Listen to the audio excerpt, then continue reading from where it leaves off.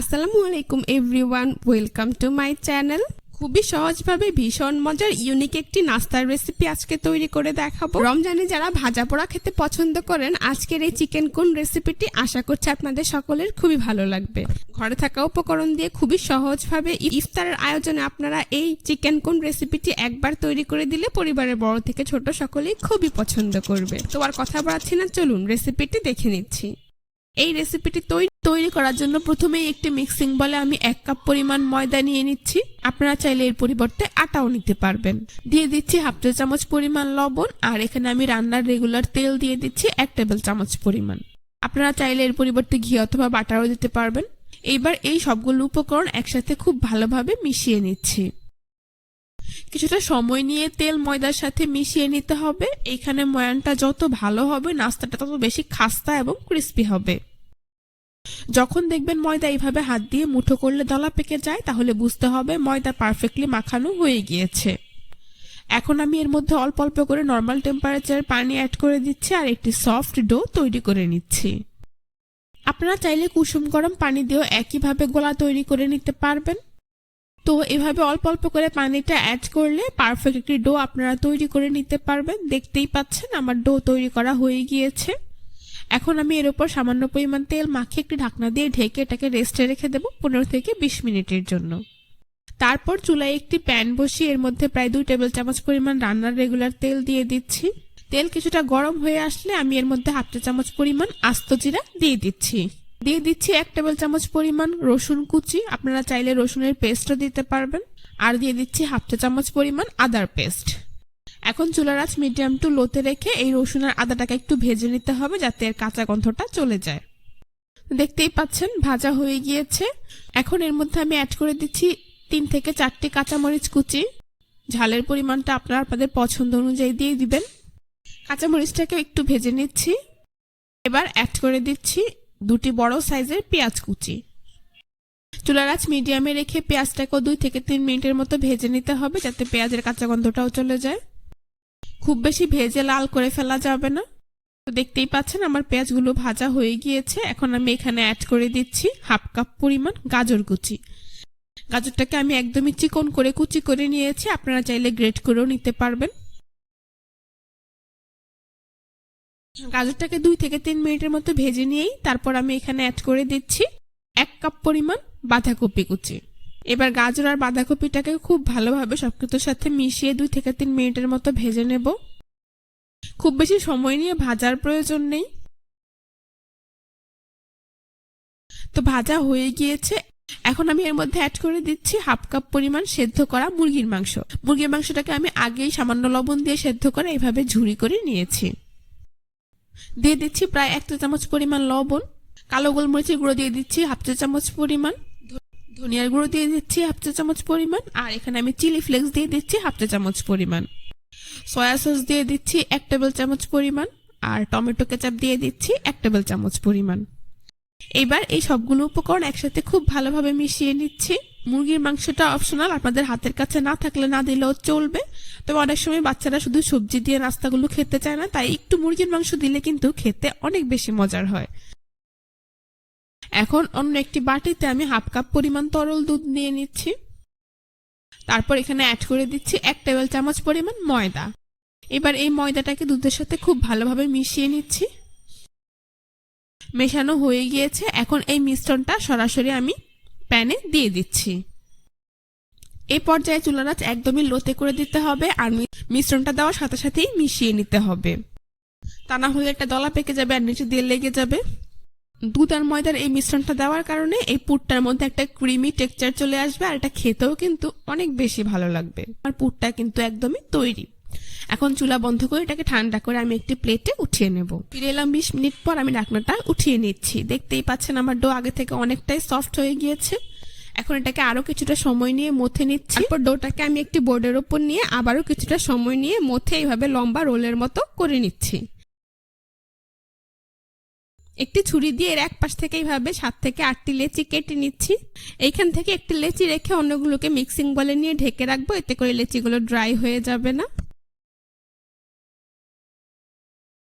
এইবার এই লেচিটাকে গোল বলের মতো তৈরি করে নিচ্ছি।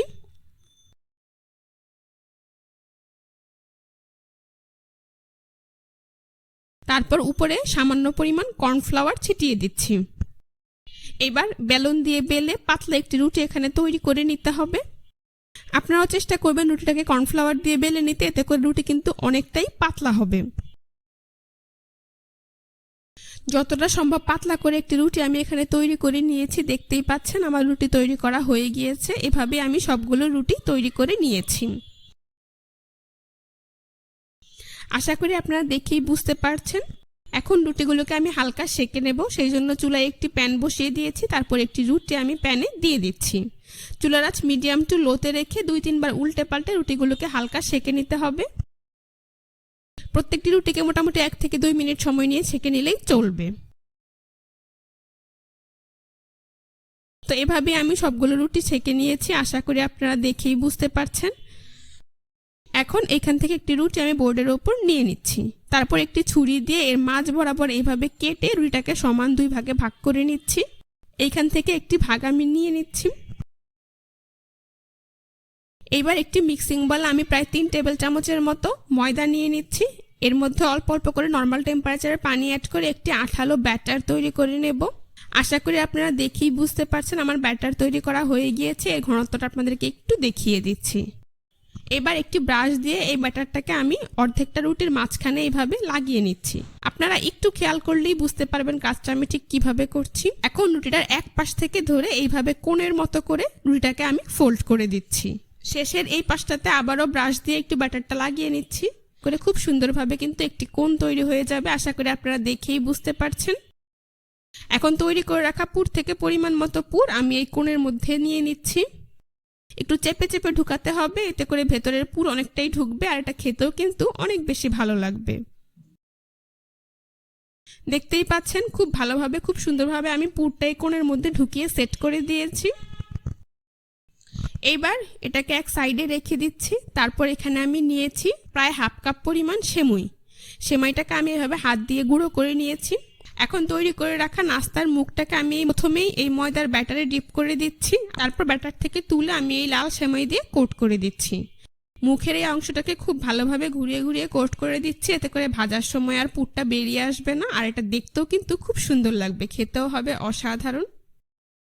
আশা করি আপনারা দেখেই বুঝতে পারছেন কত সহজেই কিন্তু খুব সুন্দর একদম কোণের মতো দেখতে একটি নাস্তা আমার তৈরি করা হয়ে গিয়েছে। এখন এটাকে আমি প্লেটে উঠিয়ে নিচ্ছি। এভাবে আমি সবগুলো নাস্তা তৈরি করে নিয়েছি। এবার নাস্তাগুলোকে ভেজে নিতে হবে, সেই জন্য চুলায় একটি প্যানে পরিমাণ মতো তেল দিয়ে তা মিডিয়াম হিটে গরম করে নিয়েছি। এখন এই গরম তেলে একে একে এই নাস্তাগুলোকে দিয়ে দিচ্ছি। চুলার আঁচ মিডিয়ামে রেখে কিছুক্ষণ পরপর উল্টে পাল্টে নাস্তাগুলোকে গোল্ডেন ব্রাউন কালার এবং মুচমুচে করে ভেজে নিতে হবে। নাস্তাটার এরকম কোন আকৃতির কারণে কিন্তু বাচ্চারা এটা খেতে খুবই পছন্দ করবে। দেখতেই পাচ্ছেন আমার নাস্তাগুলো কিন্তু ভাজা হয়ে গিয়েছে, খুব সুন্দর কালার চলে এসেছে। এখন একটি ছাঁকনি দিয়ে এগুলোকে তেল থেকে তুলে খুব ভালোভাবে তেল ঝরিয়ে একটি নাস্তার প্লেটে উঠিয়ে নিচ্ছি।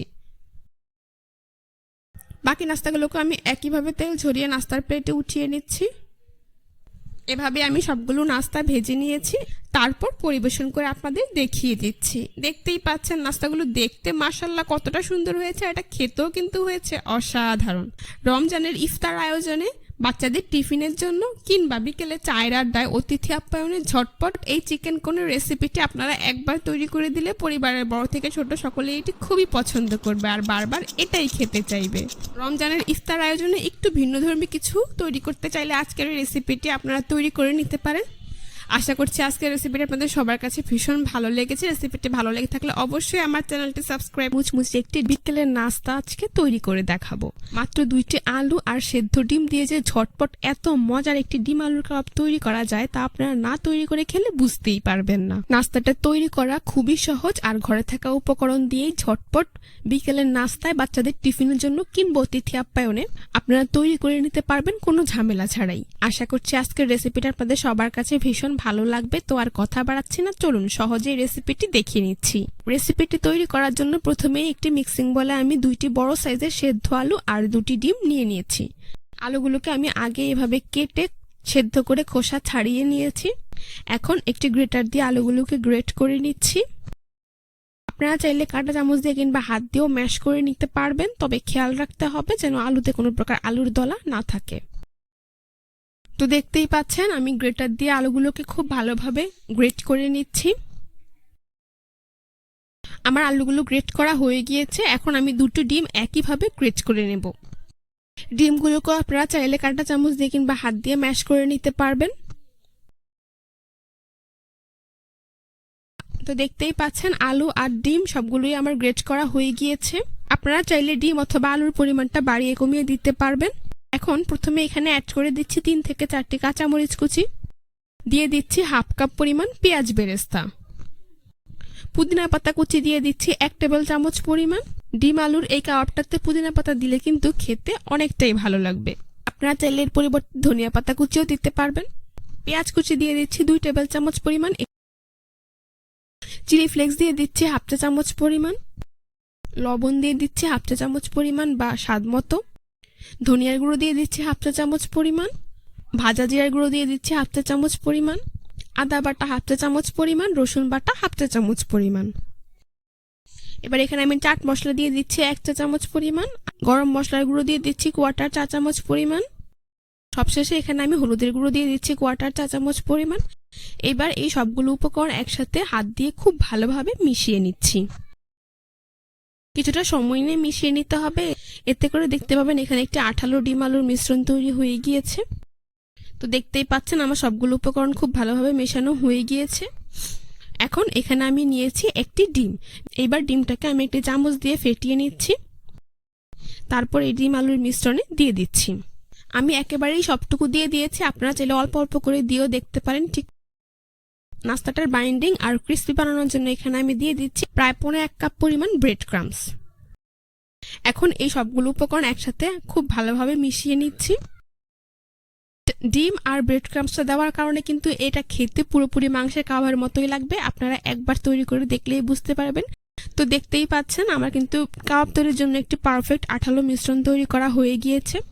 এখন আমি হাতে সামান্য পরিমাণ ঘি লাগিয়ে নিচ্ছি, এতে করে নাস্তাগুলো তৈরি করতে সুবিধা হবে আর এটা হাতে লেগে যাবে না। এখন এখান থেকে পরিমাণ মতো ডিম আলুর মিশ্রণ আমি নিয়ে নিচ্ছি, তারপর হাত দিয়ে খুব ভালোভাবে চেপে দিচ্ছি।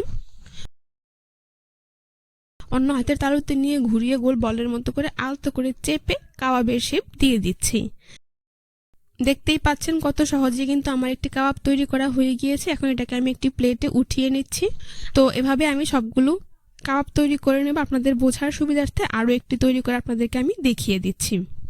আপনারা চাইলে কিন্তু ব্রেড ক্রাম্বসের পরিবর্তে এখানে বেসনও ব্যবহার করতে পারবেন।